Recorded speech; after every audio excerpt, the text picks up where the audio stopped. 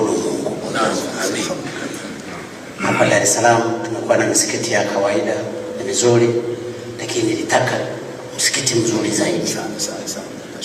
Kwa hiyo tulipobaki na mfalme wa sita wa Morocco, nikamwambia naomba nifanyizie kitu kimoja tu